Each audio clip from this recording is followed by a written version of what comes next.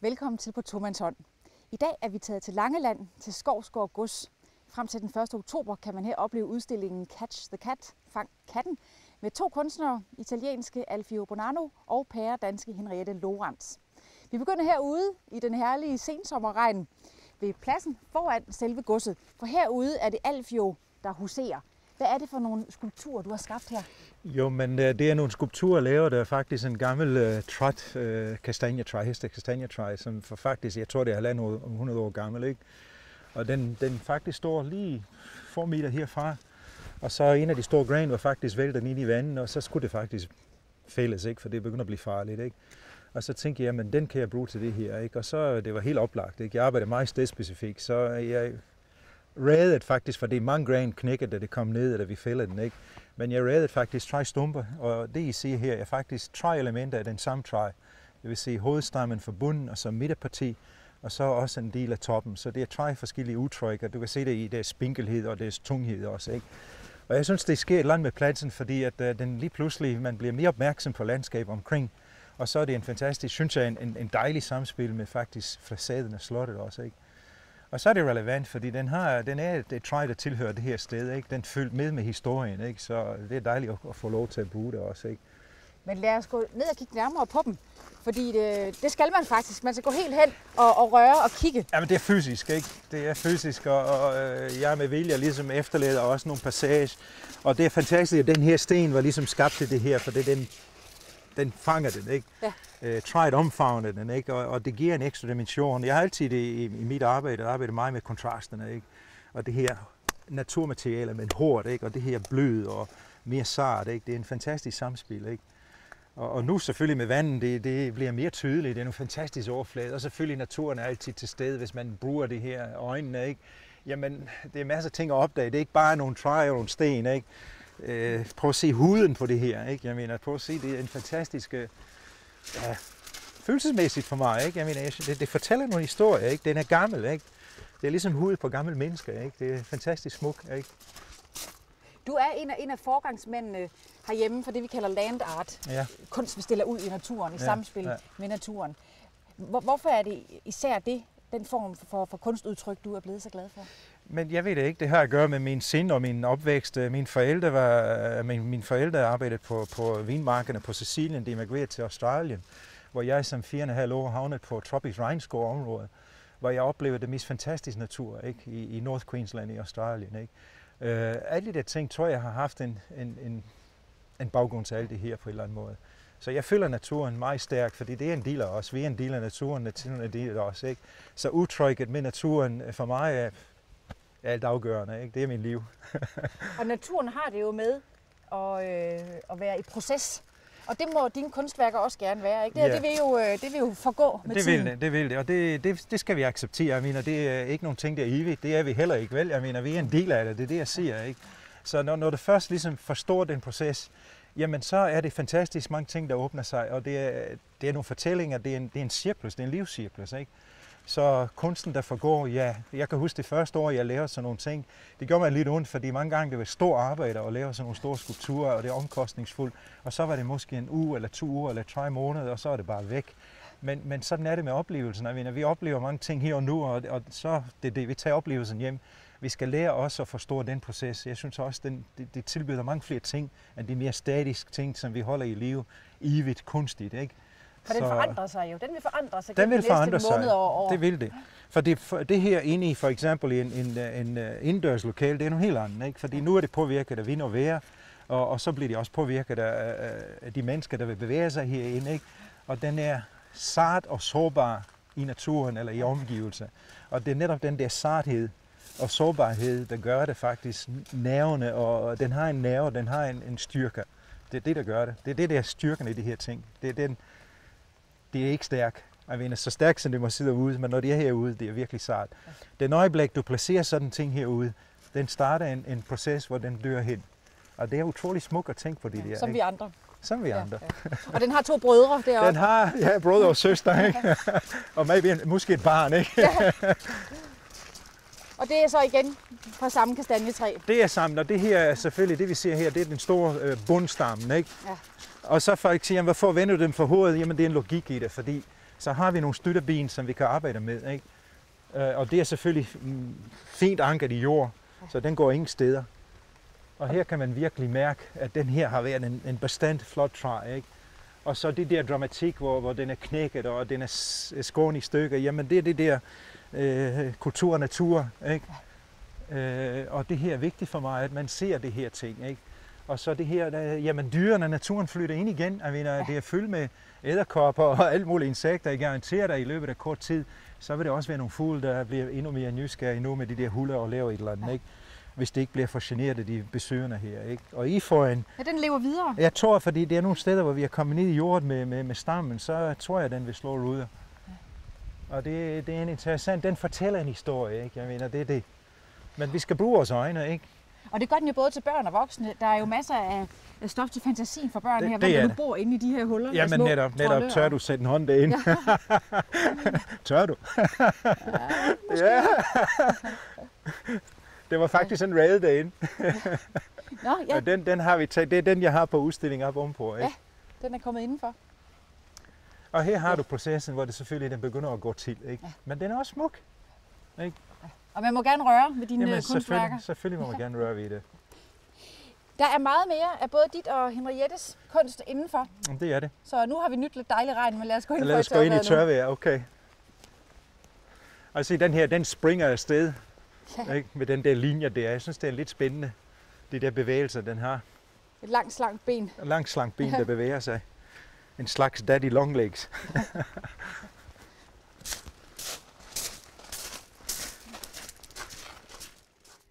Vi er nu kommet indenfor her i den store sal, spisesalen på Skovsgård Gods, hvor du, Henriette Lorenz, har dine billeder udstillet. Hvordan synes du, at dine billeder, dit udtryk, passer ind på sådan et gammelt gods som det her? Jamen det har jo været dejligt at arbejde med, fordi der er så dejligt højt til loftet her, og jeg har jo virkelig arbejdet på at lave nogle billeder, som passer til rummet. De passer jo også meget fint til de farver, jeg normalt arbejder med. Den svagt grønne vægfarve synes jeg jo passer skønt til, at jeg mange gange putter lidt turkis og lidt gult i. Med vilje har jeg selvfølgelig også puttet de røde farver i, fordi der skal være en komplementær farve. Ellers. Du har faktisk haft mulighed for at male billederne direkte hertil. De fleste af dem har jeg malet direkte hertil, ja. Gør det en forskel? Ja, det gør det. Du har jo hele tiden rummets opbygning og stedet i baghovedet, når du arbejder.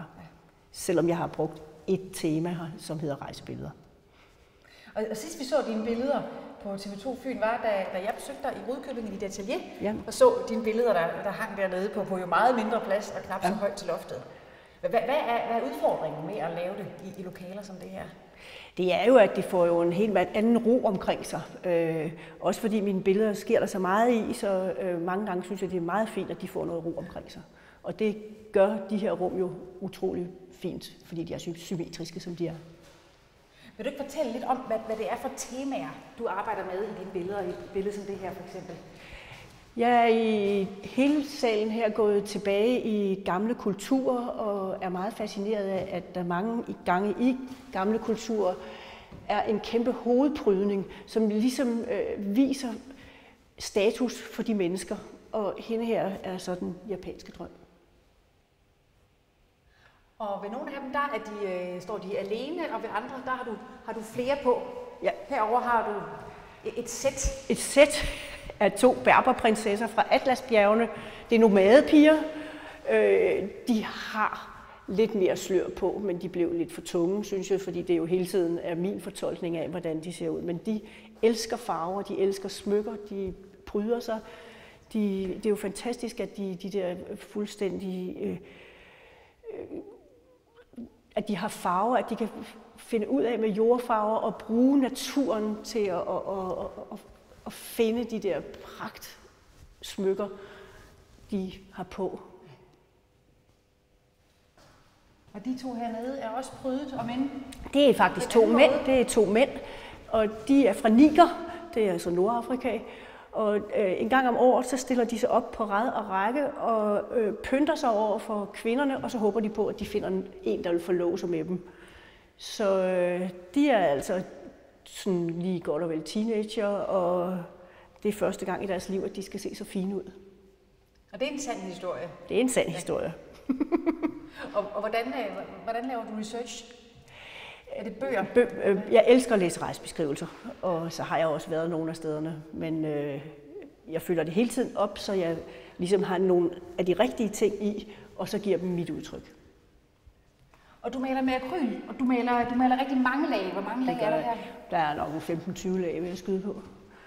Og det gør jeg simpelthen for at få stofligheden frem. Hvis jeg bare blander farven og maler en gang, så får jeg ikke den der stoflighed og også fylde i billedet, som jeg gerne vil have. Og hvad er det, der sådan ligesom krøller? Det er papir. Og det papir, det putter jeg på, simpelthen fordi jeg ikke tåler at male med olie. Og så har jeg fundet ud af at gøre det på den måde, så sætter farveresten sig i kanterne der, så den får den der olierede fornemmelse. Jeg blander simpelthen farverne på lærredet. Og så stille lag på lag på lag. Og så ender det op på den måde der. Så du ved vel aldrig helt, hvordan det ender? Jeg har besluttet mig for inden, hvordan det skal ende. Det må jeg sige. Selvfølgelig er der jo altid nuancer, når man laver ting. Det vil der jo være. Men jeg har bygget ideen op, inden jeg starter. Du kan se det? Ja, og så har jeg som regel lavet en lille skitse. Ja.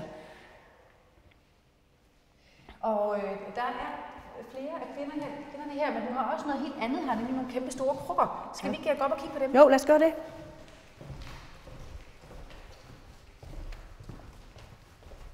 Vi er nu kommet herop på første sal, og inden du begynder at fortælle om dine krukker, vil jeg godt lige spørge dig, hvorfor udstillingen hedder Fang katten, Catch the Cat. Det gør den simpelthen, fordi Ellen Fuglede boede her sammen med en masse katte. Da hun døde, havde hun 18 katte tilbage. Og de har levet her, tisset på gulvene og været en stor del af Skovsgårds liv. Så det synes vi var oplagt at bruge katten som tema til vores ting. Ja. Og netop det her rum, det bærer så stadigvæk præg af kattene. Ja, det gør det, for det er jo urestaureret, og der er jo stadigvæk rester af aviser på gulvene, som katten har gået og tisset i simpelthen. Så det er som det er. Du kan også se hen mod vinduet, hvor ramponeret det hele har været. Og hvorfor synes du, det var skægt at vælge netop et urestaureret rum? Fordi jeg synes, at det kunne være sjovt at lave noget med aviser. Jeg har gået og spekuleret over det med de aviser, der lå alle vejene, og også i rummet inde bagved, som ikke er restaureret. Og så pludselig slog det mig, at jeg måtte lave noget papmaché. Og det har jeg så gjort med de her krukker her. Så det er god gammeldags papmaché, som vi lavede i formning? Ja, fuldstændig. Bortset fra, at jeg har brugt lidt stærkere lim. Ja. På hønsenet? På hønsenet, ja.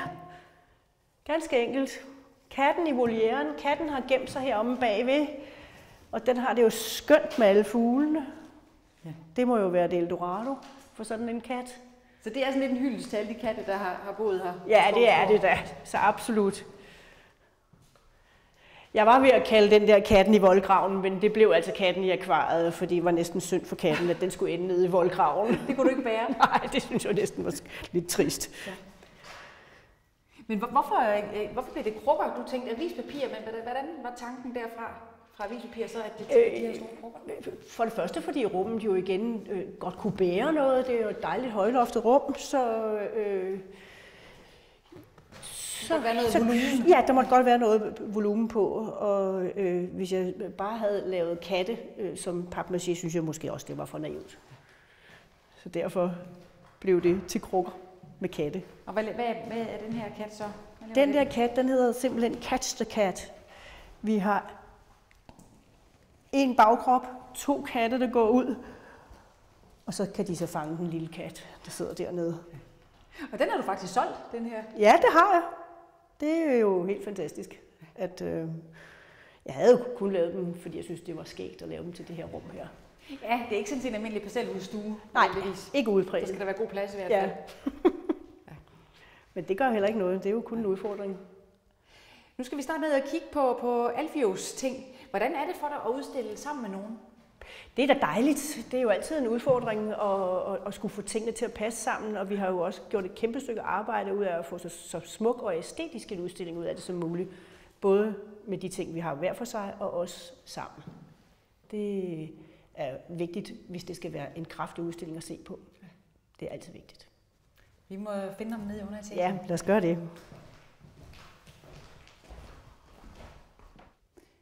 Du nøjes ikke med at beskæftige dig med træerne udenfor. Du har også trukket dem med ind i selve godset. Jo, for så sker der noget helt andet.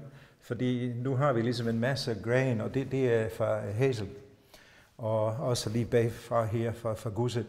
Men det sker et eller andet, når man har dem i sådan en rum, fordi det er ikke vant det her, ikke? Så kontrasten bliver stærk. Ikke? Ideen var at omfavne faktisk en del af Mont Blanc, alle de her genstande faktisk. Mange af dem tilhørte netop den rum i sin tid, og andre er taget fra rummerne op ovenpå, ikke? Og ligesom lave en opstilling og omfavne det. Det er ligesom, jeg kalder det omfavne fortiden, ikke? Meget konkret. Ja, faktisk, det er ligesom, den omfavner, det er en på en måde stærk ved modet, men det er også en lidt kærligt på en eller anden måde, ikke? Så det er også en ting, der minder om, at tingene er ikke evigt, ikke? Så den der er en lidt også både dystre, men glad samtidig, fordi man minder om nogle ting, ikke? Og det synes det er også vigtigt, ikke? Men igen, den der proces, tingene er ikke evigt, ikke? Og det her træ, der ligesom med sit sart gran, nogle af dem, det er lige ved at knække og ligesom omfavne, det giver også stof til eftertanke, ikke? Og så er der en masse objekter herinde, ikke? Og så er det igen kattene. Jamen katten spørger flere steder, og det er spor af det, fordi det er en del af den historie her for Skovsgård, ikke? At de er simpelthen dem, der har græsset den her op?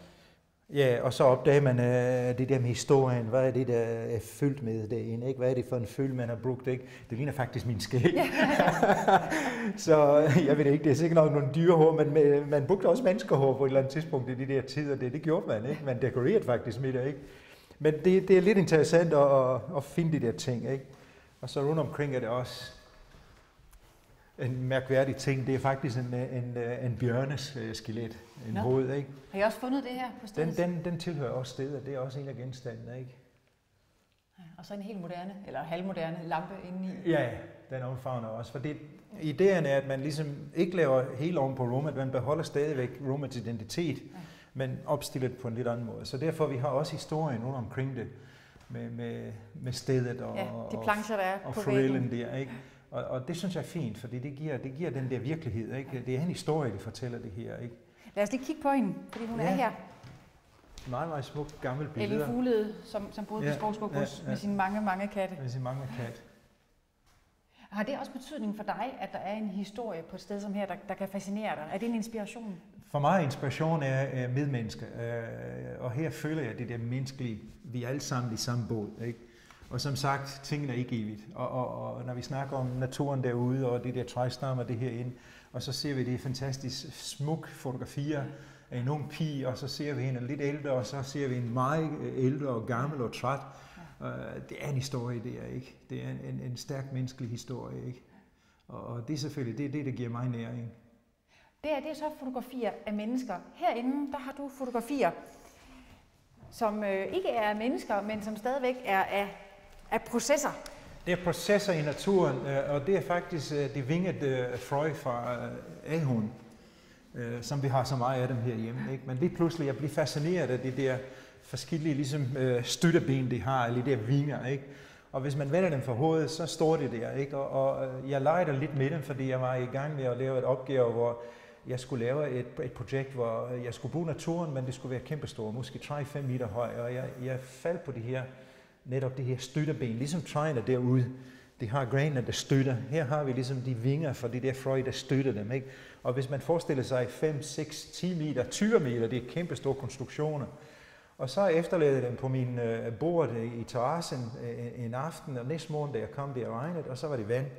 Og så fangede jeg det her visuelle oplevelser af det her afspejlinger og ting og sager, der skete. Som fortsætter herover, hvor de næsten ligner insekter. Ja, og så arbejder det videre med naturløs. Jeg har ikke manipuleret dem i faktisk en hel måned i forskellige belysninger og forskellige tidspunkter på dagen, og det opstår de mest vidunderlige ting, ikke? Og det er pludselig det er en metafor for sig, en forvandling, der gjorde det her. Det er ikke frø mere.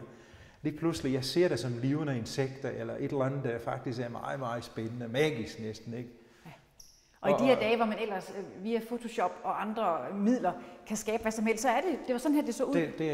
Det er slet ikke manipuleret. Men det kræver den der tålmodighed over en hel måned, og ligesom blive ved med at fotografere de forskellige lysstemninger og afspejlinger, og I kan se i nogle af de andre der, hvor det bliver helt mørkt lige pludselig, ikke? Og meget dramatisk, ikke? For eksempel i dem herover, ikke? Hvor vandet bevæger sig. Ja, og det kommer lidt vind, og måske kommer jeg til at ruste på bordet, og så sker det de der ting. Ja. Men det er menneskelig nysgerrighed, ikke? Og det er der, hvor det er lidt spændende, hvor vi skal være nysgerrige, ikke? Og vi skal ikke standse der, hvor vi først bliver nysgerrige, vi skal gå lidt videre. Og det er det, jeg har prøvet at gøre med det her, ikke? Og det er faktisk kun anden gang, jeg har udstillet fotografierne. Jeg har fotograferet faktisk hele mit liv, og jeg har masser af spændende ting. Og det her var en forsøg, og jeg har fået nogle gode reaktioner, så nu fortsætter jeg. Så det kommer nu mere. Så foreløbig har vi set nogle af dine eksempler på sådan landskabskunst, har fotografier, og så er der en tredje stilart herinde ved siden af. Det er faktisk lidt spændende, det her. Jeg har tegnet meget i min projekttid, fordi når jeg laver installationer ude, jeg laver også nogle skitser. Jeg er faktisk uddannet som kunstmaler, men det, der fanger mig i de sidste del år, er faktisk at arbejde med naturmaterialer i stedet for pensler og pen. Jeg bruger faktisk, som I kan se her, jeg bruger faktisk græs og forskellige naturdele til at arbejde med. Så du udstiller simpelthen det materiale, du har brugt til at det er redskaben til netop den billeder, og det er det, der er styrken i det her, ikke? Og så selvfølgelig er registreret den, at det er taget fra den sted, og det er på den tidspunkt, ikke? Og så er det så fantastisk at kunne arbejde, fordi det er klart, når de der græsstumper har de der meget organiske tyndhed der, jamen det giver nogle fantastiske streger, ikke? Og så det der lidt mere solid giver nogle helt andet, ikke? Og vi har flere eksempler her, hvor det er så, ja for eksempel det her år, det pludselig det bliver fantastiske linjer, man kan få, ikke?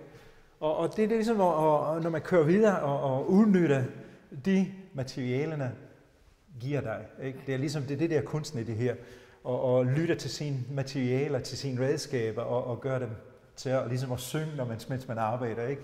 Og så selvfølgelig den respekt for materialer, de skal med, det er dem, der har skabt netop den billede, og kun den billede, ikke? Så på en måde, det er lidt arkeologi, det er lidt naturen, det er også en menneskeudtryk, men jeg føler det her, jeg har det virkelig godt med det. Det er et pagt med de tankegang, jeg har, respekt med naturen, respekt for de materialer, jeg bruger, der tilhører naturen, og så udtrykke mig med de der ting. Det synes jeg giver en utrolig god følelse, ikke?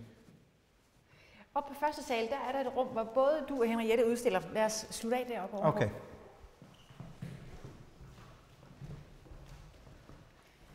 Vi kommer her forbi et bord, Henriette har dekoreret. Det er ikke fra Skovsgård, men det er typisk fra Skovsgård, ikke? Det er det. Ja. Og det er så blevet fortolket. Og står her som en indledning til jeres fælles rum. Hvad er det, du har herinde, Alfio? Jamen, det er en rum, jeg deler sammen med Henriette, og det er faktisk to små installationer i montre. Og det er både nogle små skulpturer eller modeller til nogle større skulpturer, men det er færdigt i sig selv, som jeg har iscenesat på et eller andet måde, ikke? Så jeg har skabt nogle lidt atmosfære hernede med nogle snegle fra Tyskland, nogle knogler fra området her, og så er det også det her, du ser herinde, det er faktisk 50 millioner år gammelt for Stine Try. Så tænk på det, 50 millioner år gammelt, ikke? Jeg tror ikke, mennesker eksisterer dengang, gjorde det? Nej, vel? Så det giver stof til eftertanke, og så har vi en little grain-figur der, som fascinerer mig nogle gange, når jeg klipper det her og arbejder med grainen, og så opstår det tegn, og det opstår figurer og sådan noget, ikke? Så leger jeg lidt med. Og det er fascination for de der materialer.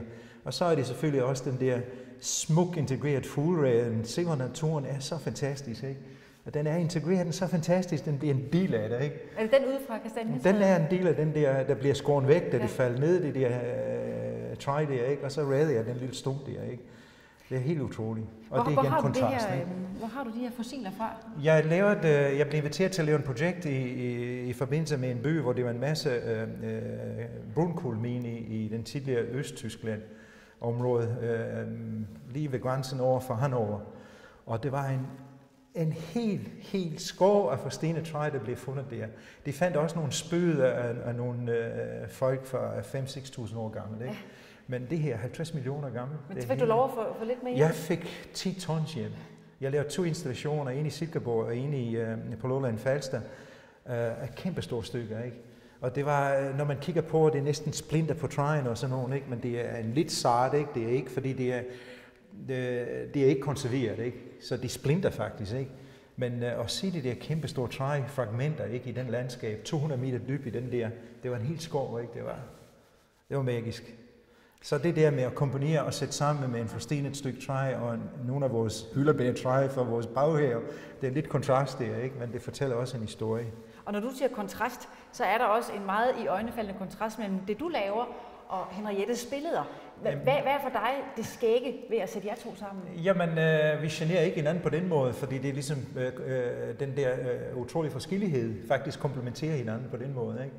Så det synes jeg er lidt spændende. Men Henrietta i hendes ting, og det var nogen, der snakkede også om det, en af tilskuerne den anden dag, og siger, jamen, i hendes måde at lave figurerne med de der pragt, de har i hår for eksempel, eller i hovedet, det er også en masse naturdel, fordi det etniske baggrund, det er også fjer for fuglene og dyrene og alt muligt ting. Så naturen er der på en eller anden måde stadigvæk, ikke? Så man skal bare bruge øjnene og sanserne, så opstår der nogle forbindelser på en eller anden måde. Det synes jeg er lidt interessant. Men hvad skal der til, for at du har lyst til at lave en udstilling sammen med en anden kunstner? Hvad skal de her byde på? Jo, men for det første kender jeg lidt Henrietta, og vi udstiller også sammen, men ikke i samme rum sidste år. Så jeg kender lidt til hendes arbejde, og så det her mulighed opstår, jamen jeg er ikke bange for at gøre det. Så det er også en udfordring. Og den udfordring er det giver styrke nogle gange. Ikke? Og få det til at hænge sammen. Jeg får det til at hænge sammen, og det gør det fint.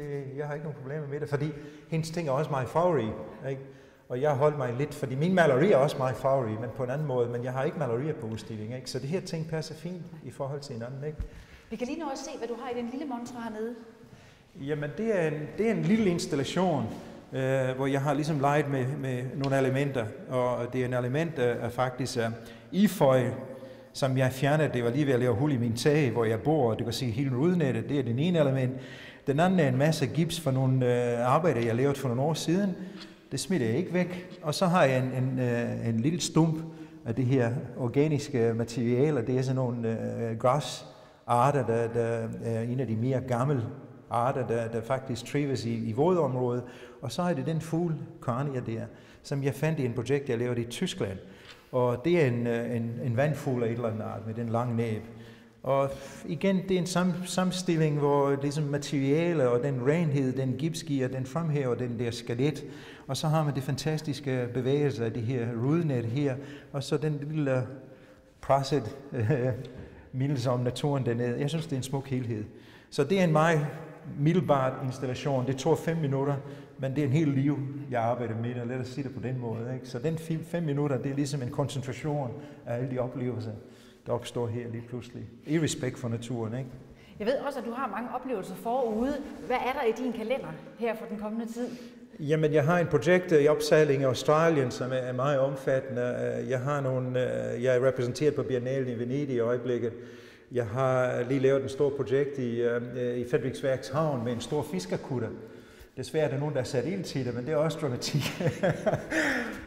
Det er mange ting. Og nu har vi også Ticonparken, som jeg har også været forgangsfigur for det, og startet den i Tranekær Slot, hvor vi har en kunstner, der kommer i eftermiddagen fra USA og skal arbejde. Så der er masser at se til. Du mangler kun tid og hænder. Flere hænder. Ja. Godt. Tak fordi, at du og Henriette ville vise os rundt her. Det har været en fornøjelse. Tak skal I have. Og jeg kan fortælle seerne, at udstillingen her kan opleves frem til den 1. oktober og igen i efterårsferien her på Skovsgård Gods på Langeland. Tak for nu.